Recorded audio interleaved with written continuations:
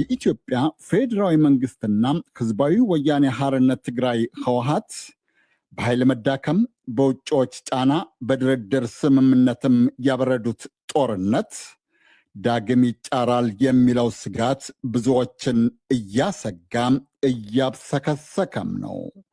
ኦሮሚያ ክልል የሸመቀው የኦሮሞ ነጻነት ሰራዊት ኦነሰና አማራ ክልል የተደራጁት የፋኖ ኃይላት ከፌዴራልና ከየክልላዊ መንግስታት ኃይላት ጋር የገጠሙት ውጊያም እንደቀጠለ ነው።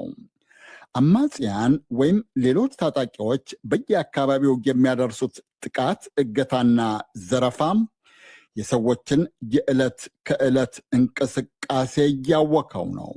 የአብዛኞቹ ተቃዋሚ ፓርቲዎች ቅሬታም ሰሚ ያገኘ አይመስልም።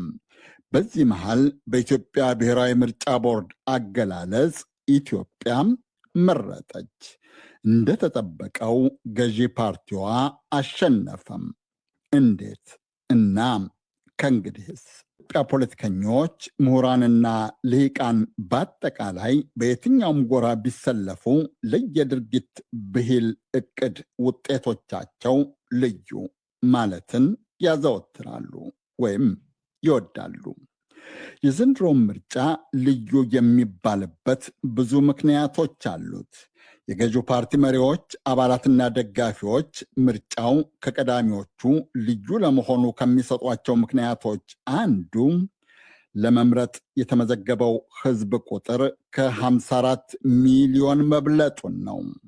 ጠቅላይ ሚኒስትር አብይ አህመድ የምርጫው ሂደት የኢትዮጵያ ሕዝብ ከፍተኛ የሀገር ፍቅር፣ የሰላምና የብልጽግና ጉጉት ያሳየበት ነው ማለታቸው ተጠቅሷል። ምርጫና ሂደቱ ለተቃዋሚ ፓርቲዎች ልዩ የሚሆንባቸው እንደየፓርቲዎቹ አቋም፣ ተሳትፎና የመሳተፍ ወይም ያለመሳተፋቸው ምክንያትና አጋጣሚ ለየቅል ነው።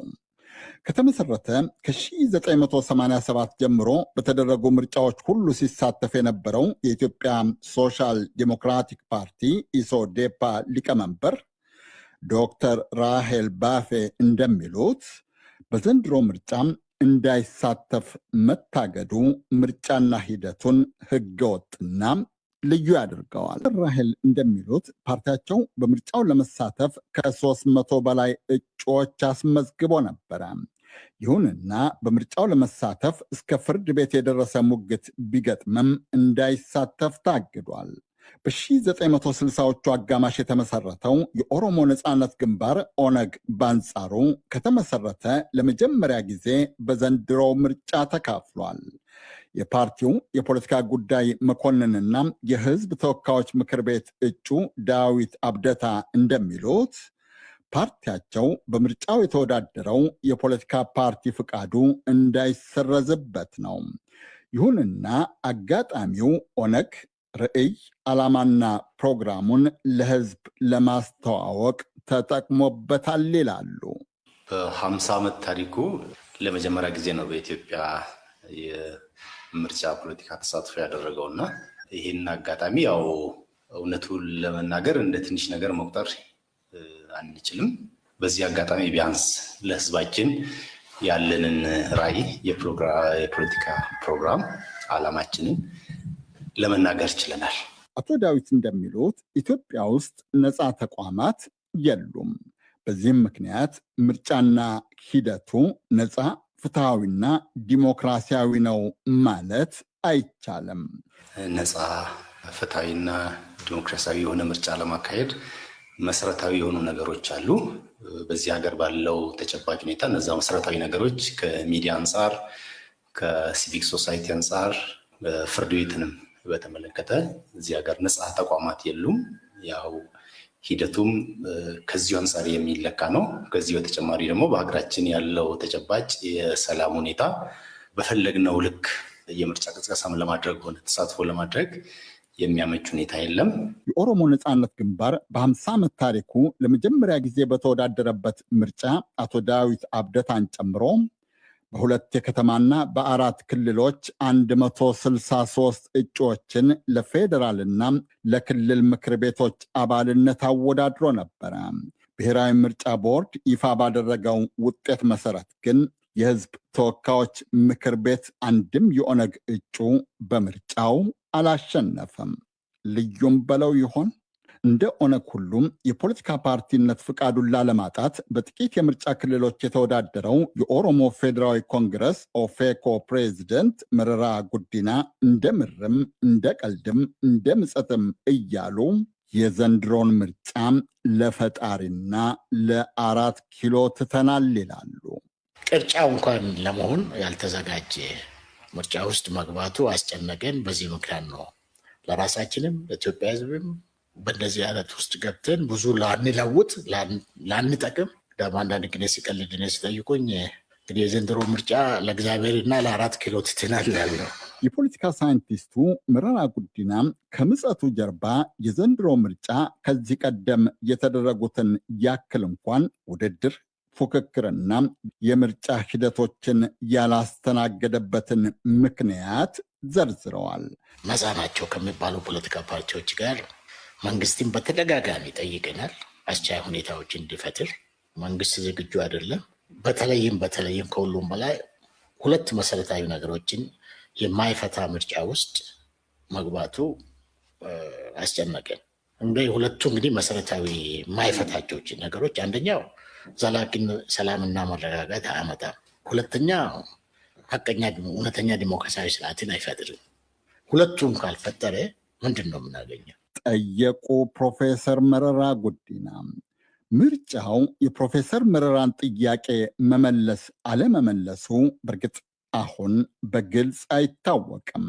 ትግራይ ክልል ሙሉ በሙሉ ወይም 38 የምርጫ ክልሎችና በአማራ ክልል 8 የምርጫ ክልሎች ምርጫ ስላልተደረገ የፌዴራዊው የህዝብ ተወካዮች ምክር ቤት ካሉት 547 መቀመጫዎች ምርጫ የተደረገው ለ501 መቀመጫዎች ነው። አንድ የምርጫ ክልል 1 መቀመጫን ይወክላል። የኢትዮጵያ ብሔራዊ ምርጫ ቦርድ ምክትል ሰብሳቢ ተስፋዬ ነዋይ ትናንት እንዳስታወቁት የድምፅ አሰጣጥ፣ የውጤት አሞላል ችግር፣ የተወዳዳሪ ፓርቲዎች ቅሬታና የምርጫ ህግ ጥሰት በተከሰተባቸው የምርጫ ክልሎች አንድም ድጋሚ ቆጠራ 2ም ድጋሚ ምርጫ እንዲደረግ ቦርዳቸው ወስኗል። የተጠቀሱት ምርጫ ክልሎች ላይ ለሚመለከታቸው ምክር ቤቶች ድጋሚ ቆጠራ ቦርዱ ወስኖ የሚከናወን ይሆናል ማለት ነው። ሁለተኛ፣ ተወዳዳሪ የፖለቲካ ፓርቲ ቅሬታ በማቅረቡ በቦርዱ ውሳኔ የተሰጠው ድምፅ በድጋሚ እንዲቆጠር የተወሰነበት ምርጫ ክልል ነው።